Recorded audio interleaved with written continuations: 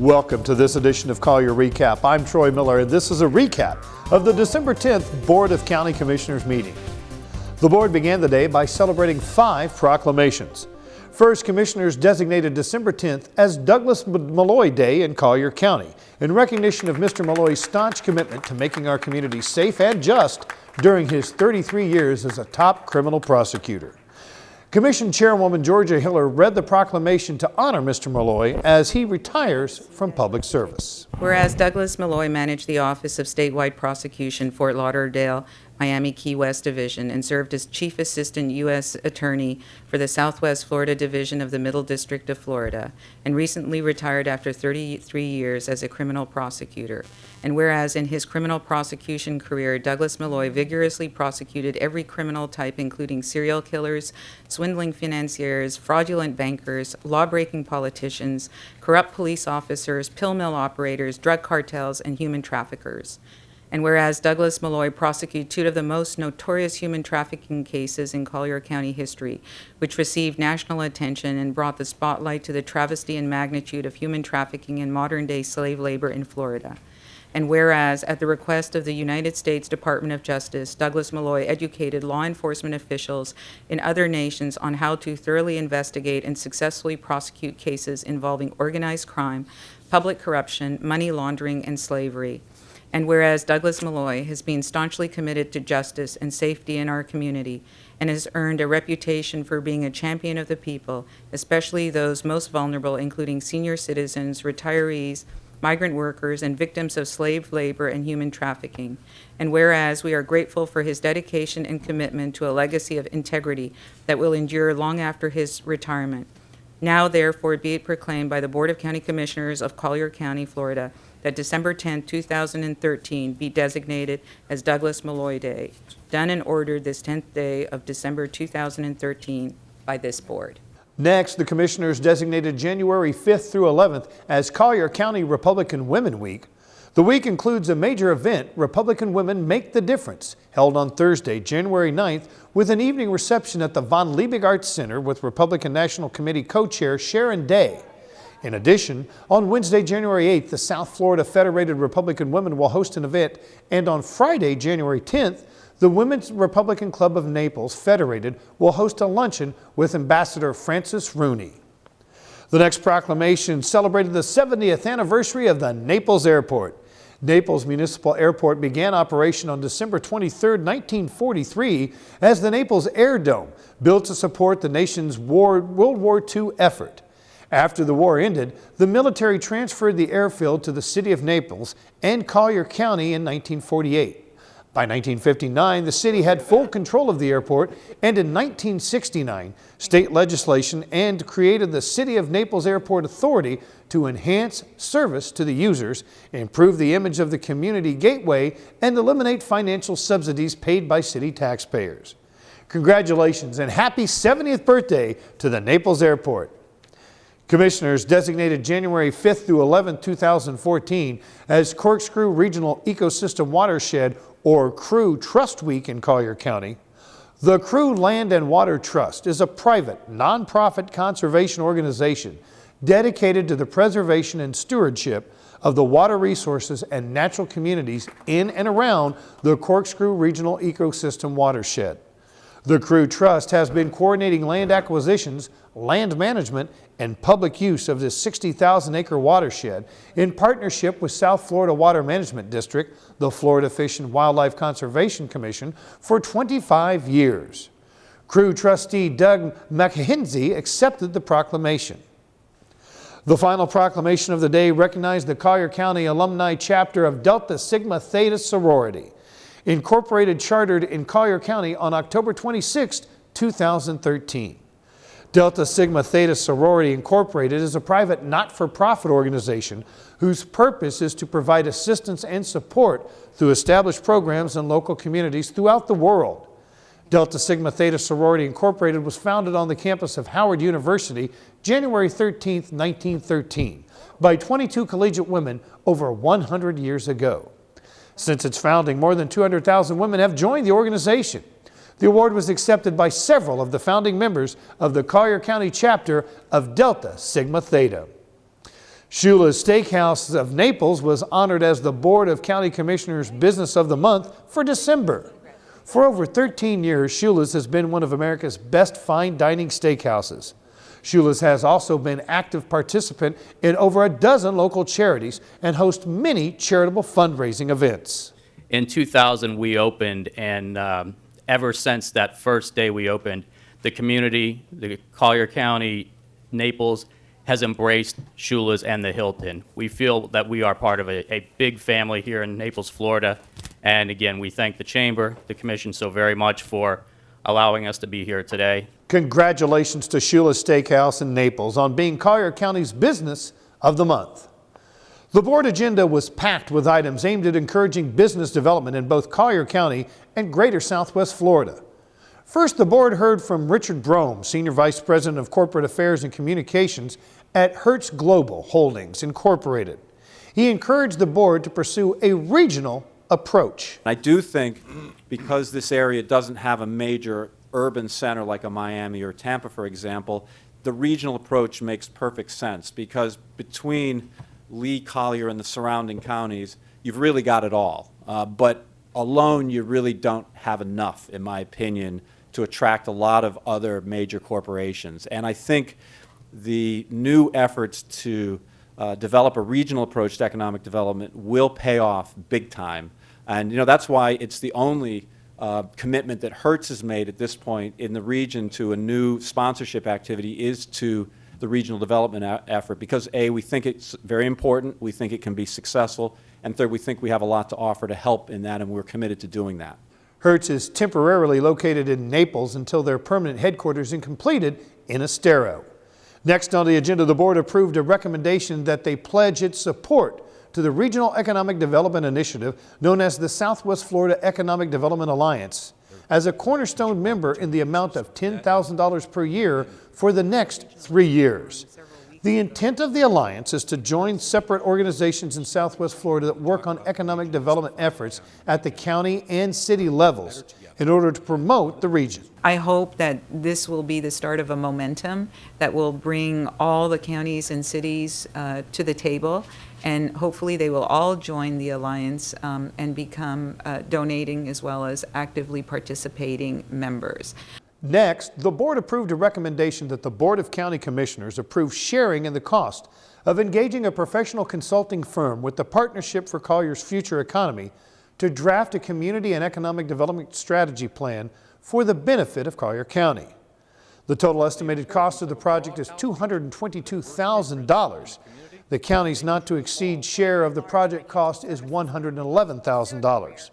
The plan shall outline the necessary steps needed to brand, market, promote, and sell the county as an economic development destination for relocating businesses and entrepreneurial growth, all in the interest of promoting an environment that allows for job creation.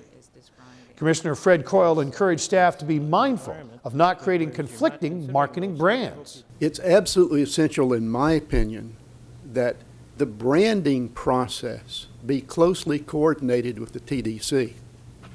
They have spent years trying to define a brand that is effective in bringing tourism here.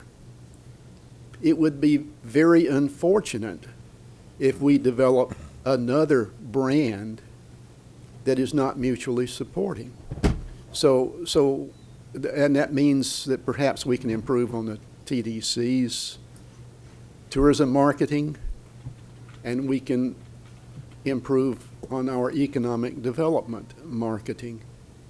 But I think that we need to coordinate those two things, and I would hope that you would give appropriate guidance to your consultant to accomplish that goal. Next on the agenda, the board accepted the Collier County Accelerator Feasibility White Paper Report and provided staff direction based on the report recommendations.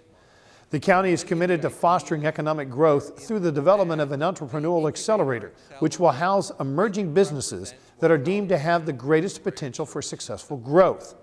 This project will be the first of its kind in the Southwest Florida region and will include community partners such as Florida Gulf Coast University, the Chamber of Commerce, venture capitalists, and local business leaders. At the state level, support for the project will be garnered from Enterprise Florida, the Office of Economic Development, the legislature, and the governor. The hope is that this project will become a model for additional accelerators throughout the state, serving to advance the creation of job creation. And finally, the commissioners approved a recommendation designed to open up our economy to international entrepreneurs. The board entered into an agreement with RETAS, the French Network for Innovation, to provide Collier County's exclusive rights to host the RETAS Phase 6 Executive Training Program in the spring of 2014. The agreement stipulates that RETAS will hold the event here and provide funding in the amount of up to $10,000 to reimburse travel and lodging costs associated with attending the event for up to 10 French innovation companies at up to $1,000 per approved company. A new sports complex may be coming to Collier County to help meet the increasing need for more athletic fields and training facilities. The board unanimously approved a recommendation to direct staff to work with the Southwest Florida Soccer Foundation as it seeks to develop a state-of-the-art soccer facility in Collier County. The foundation has pledged to fund $1 million of startup costs. The complex could potentially be home to many different sports, including soccer, lacrosse, cycling, and more. Chairwoman Georgia Hiller explained how the arrangement could work. We, if this partnership would work out, as the county would identify a site of existing owned county property, that we would provide that site on a rent abatement basis, as we did with the Children's Museum, to the foundation, and that the foundation at its expense would build the facility and would operate the facility, with the condition that the community, because it is oriented towards the community, that the children of the community, that the residents of Collier County would be able to use the facility at the same rates that they would at any other Collier County park. So it wouldn't be a more expensive proposition for the soccer players out there. The board directed staff to begin searching for a suitable county-owned property. Commissioners heard a recommendation from staff to approve the selection and contract with Avia Reps for tourism representation services in Brazil, authorized the chair to sign a county-approved contract, and make a finding that the expenditure promotes tourism. Tourism Director Jack Wirtz explains why the push to increase tourism from Brazil. First of all, I guess the question is, why Brazil?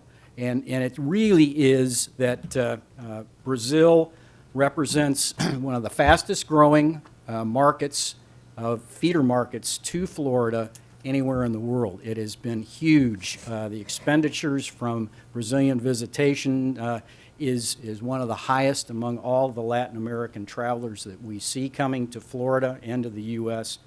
Obviously, they come into Orlando, they come into Miami, and it truly has been a challenge for any other destinations in Florida to pull those folks out of Miami. They're very familiar with the area. They come 4, 5, 6 times a year. They buy big, small, large items. They take refrigerators back with them. It is really amazing how much they shop, and that truly is one of the big things that they enjoy. We are not well known to the Brazilians. And so we think that we have an opportunity to pull some of those folks out of Miami and Orlando by having representation there. The board approved the item in a unanimous vote. The board heard recommendations from staff to award invitation to bid number 13-6185 to Gates Construction Incorporated in the amount of $2,248,975.72 for the construction of the Eagle Lakes Community Center, and authorized the necessary budget amendment in the amount of $825,000, and authorized the chairwoman to execute the attached contract. Eagle Lakes Community Park is located half a mile east of Collier Boulevard on the Tamiami Trail East.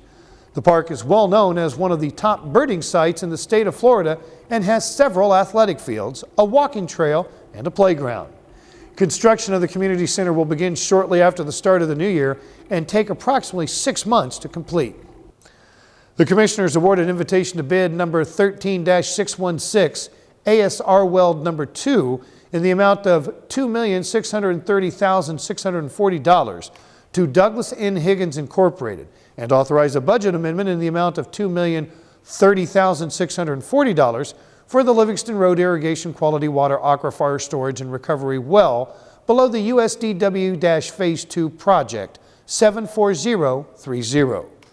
Planning and Project Manager Tom Schmelik explains the contract and the scope of the entire project. This site was developed for 5 wells total, and again, we have taken the first well, drilled it deeper. That's complete. This is the second well, and altogether that will provide about 375 million gallons of storage annually. So if you were to replicate that above the ground, that would, in storage tanks, it would cost $180, $200 million to do that if you had the real estate. So it's a great opportunity and a great value here. And in total, we'll be able to provide about 5 million gallons a day during periods of dry season after the water's been accumulated during the wet season. The contract was awarded in a unanimous vote. The board heard a report from the ATV Park Ad Hoc Committee regarding the settlement funds. The South Florida Water Management District was ordered to compensate the county for their failure to provide 640 acres of land to be used for an ATV park in exchange for the county turning over the land to them in southeastern Golden Gate Estates. The ad hoc committee has been searching for suitable land in the county for an ATV park, but to this point have yet to find an appropriate site. They recommended that the board segregate the remaining settlement funds into a restricted interest-bearing account with the principal and interest held for ATV riding purposes, and that the committee be allowed to send out a request for proposal to a suitable vendor to develop an ATV riding area. The commissioners accepted the committee's recommendations. At the start of the meeting, County Manager Leo Oakes proudly announced that the major beach renourishment project has been completed on budget and ahead of schedule. I would like to thank the Board of County Commissioners for their very strong, unflappable policy support and guidance during this project. We've had many twists and turns as we move forward on this project. Also, the Naples City Council and Bill Moss and his staff at the city have been a joy to work with as we coordinated and collaborated on all the issues involved in traffic control and other safety-related issues. Sheriff Rambosk and his command staff have done a great job of helping us control the traffic and the movements and logistics of the trucks as they renourish the beach. And then most importantly, I'd like to thank Nick Castellanguida and Bill Lorenz and Gary McAlpin and the entire county team who have really stepped up and made sure that we could get this project done as quickly and as safely as possible with minimum inconvenience to the public. So we're very pleased to present what I would call an early holiday present to our residents and visitors with a beautiful new completed beach renourishment project. The massive renourishment project used trucks to haul sand from an inland mine. The end result was a huge savings over traditional offshore dredging. Well, that's all for this edition of Collier Recap, your recap of Collier County Board of County Commissioners meetings. Now, if you want to review all or part of any county commission meeting, visit colliergov.net and click on the video archive section. Once in the archive section, select the meeting you want to review. For BCC meetings, you can use the convenient drop-down menu to select and jump to any item you are interested in. For additional information on Collier County government, visit our Facebook page at facebook.com/CollierGov. You can also check out videos about county government services at the Collier Gov YouTube channel. I'm Troy Miller. Thanks for watching this edition of Collier Recap. We'll see you next year.